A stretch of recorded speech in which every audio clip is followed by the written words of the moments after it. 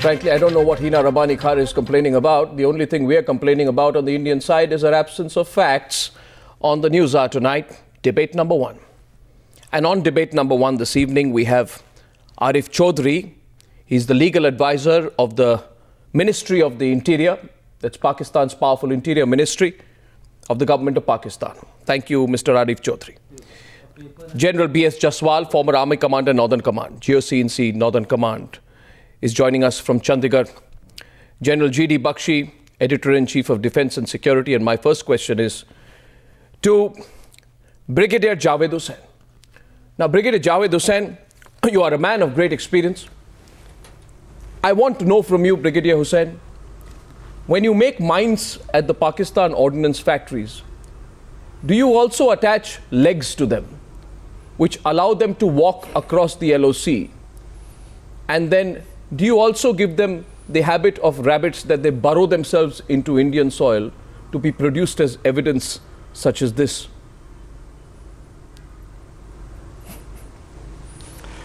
You see, Sir. Arnab. Yes, Brigadier. Where were these mines laid? Were they across the line of control into Indian territory, or were they this side, on the Pakistani side of the line of control? Where is the barbed wire, that concertina wire that has been laid over there? Is it on the line of control or slightly away from it? Where were these mines laid? They were laid across the line of control on the Indian side. They were on the Indian side. Yes. Because laying of mines, Arnab, is nothing, there's nothing unusual about it. I know that. All defensive positions, they lay protective and defensive minefields ahead of their positions. So these mines were laid across the line of control on the Indian side. Hence, Pakistan cannot deny, on the Indian side, hence Pakistan cannot deny that they crossed the border. My question to you, very simply put, was, how do mines cross the border? Is it possible that some technological marvel that we don't know about allows Pakistan to create mobile walking mines? No, the thing is, I believe or perhaps did Pakistan send across robots who carried these mines with them? Because I have photographs of the mines which have been released, and they also have markings which say they were made in the ordnance factories in Pakistan, which is a state-owned enterprise. That is true. It's a state-owned enterprise, the POF, Pakistan Ordnance Factories. Yes. But what amazes me is how were the mines, how were the mine layers able to get across that concertina wire without being detected and laying mines? How many mines were recovered? Sir, how many mines were there? Sir, there are, I have G.D. Bakshi who wants to join in on this chat. This is, I just want to say one thing to you, that I know that the private sector in Pakistan is not allowed to produce or manufacture landmines. And hence, this has to be the handiwork of either two people, the Pakistan Army or these mujahids or jihadis or whatever you call them. And so now, if you try to push the non-state actor theory, then it only means that you have these so-called non-state actors who at the highest level have the patronage of the Pakistani army. Otherwise, I don't know how a Lashkar man can get access to a Pakistan ordnance factory mine. You understand how critical this evidence has become. You're a military man. You know that we have solid proof against you. You haven't answered my question. Yes. Arnab, how many mines were recovered? Sir, these mines were recovered. How many mines were detected? Sir, these mines were recovered. Okay, you want details? I'll give you. These mines were... Arnab, may I? Yes, I'll just add one small thing and then General Bakshi take over. These mines were minimum metal blast mines P2, MK2, P4, MK2, bonding fragmentation mines P3, MK2, P7, MK2, directional fragmentation claymore mines P5, MK1, P5, MK2 produced. These are the 6 types of anti-personnel mines which are produced by your ordnance factories. I just want to know How many how were they laid? came across. How many were recovered? Mr. G.D. Bakshi, innumerable number were recovered. I have 6 photographs which we can share with you. G.D. Bakshi wants to say something to you. Go ahead, G.D. Bakshi. General Bakshi. Look, Arnab, I'll explain. Yeah. We have been, and let me also put across to our Pakistani interlocutor what exactly has been going on. You see, we have created a fencing on the line of control, which is not just a physical obstacle. It also happens to be an electronic wall. It has brought down the incidence of infiltration by 70 to 80%. The bulk of the interceptions, however, let me explain to our Pakistani interlocutor, do not happen on the LC fence, but ahead of it. Every night, our posts send out a series of small patrols armed with night vision devices which go close to the line of control, and they lay ambushes for any of these jihadi elements trying to infiltrate through into our territory. They have been able to impose deterrent kind of, attrition onto the infiltrators. Now, what we have found in the last 2 to 3 months is a deliberate attempt to target these small elements which go out every night. One attempt was by terms of, raiding these people, the small party, butchering the boys, slitting their throats, and, disfiguring their dead bodies in a very callous manner.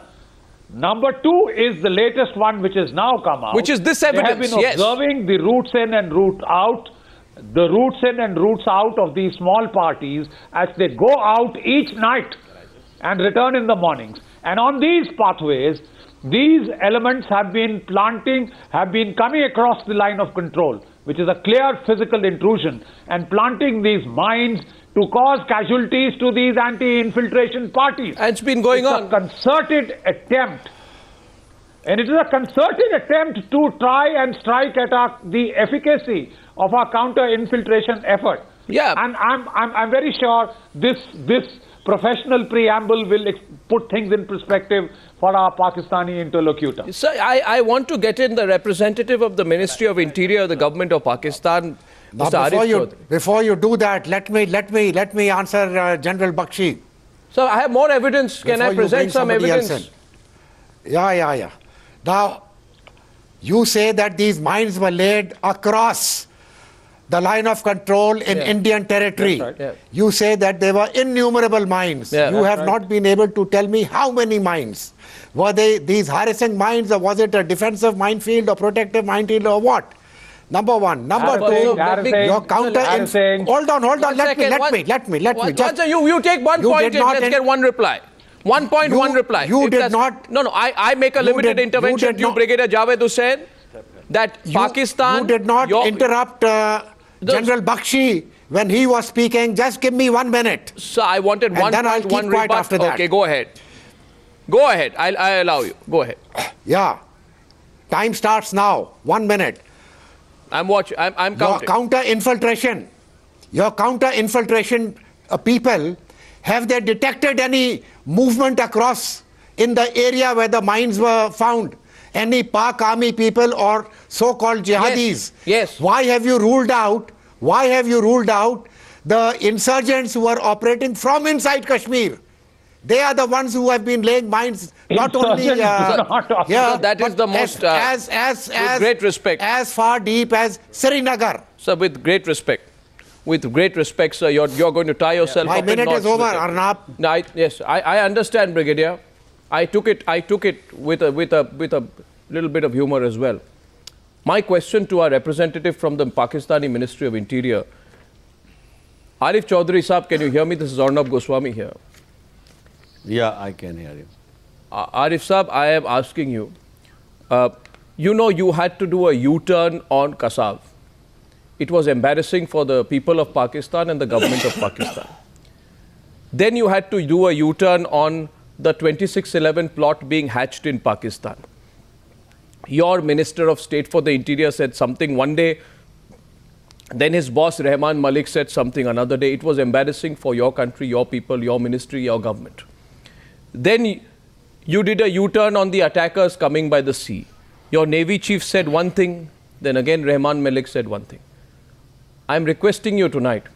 I am presenting evidence that the Indian Army has put out. Would you like to tie yourself up in knots and make those U-turns like you did in the past, or would you like to acknowledge today on Indian television that perhaps this evidence is irrefutable Today, and you need yeah. to stop defending the Pakistani army so blindly?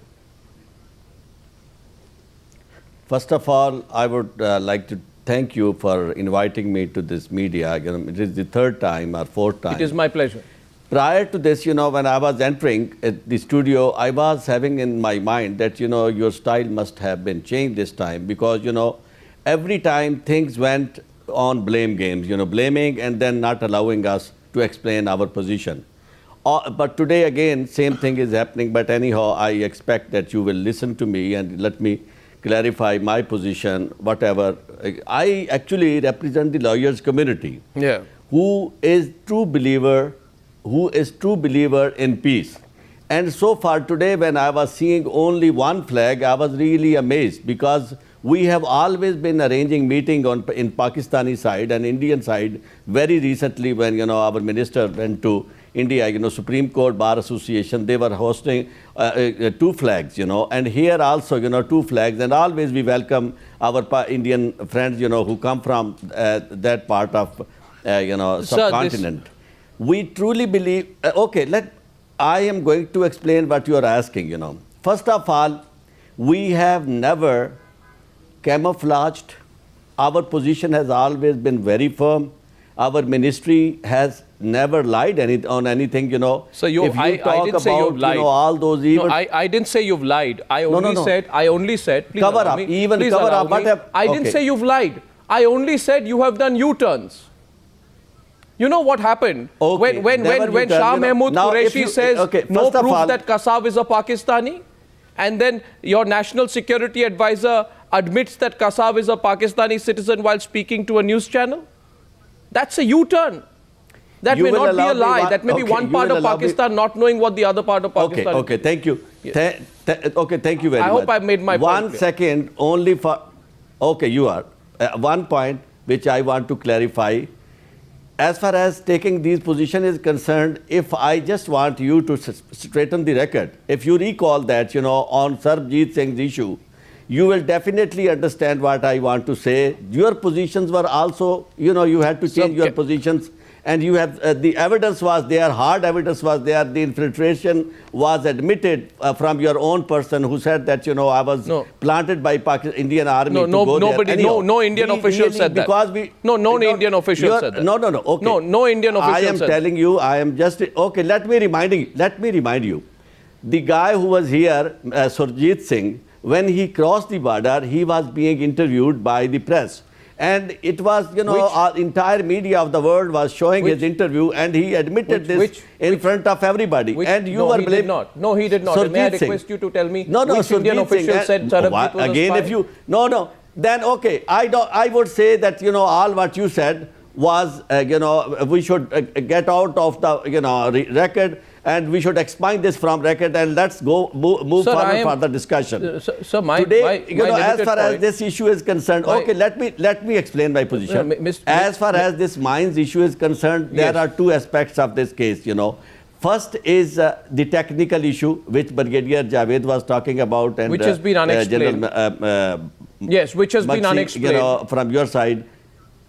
Okay, I don't want to go to that side because I don't know these mines and I have no technical knowledge. As far as I know, one thing, and that is for sure, that we have inherited this army from British Raj. Your army and our army, their style of fighting is different, their style of killing is different. So what is... I agree with you, we don't work with jihadis. Yeah, okay. We don't carry out beheadings. Okay. Because, now, the beheading, disfiguring, this is not Pakistani army style. I don't want to get into a... Pakistani Indian style. Mr. Chaudhary, okay, this may be anybody. Mr. Chaudhary, please answer. Yeah. Let me make one point. You please understand. I am only saying that if you accept, then in the future you will not have to do a flip-flop. You know what happened. And I don't speculate. I have facts. I know that my records tell me And Brigadier Simon Sharaf, who's a well-known defense analyst, is sitting next to you. And I'd like to put this question to him as well.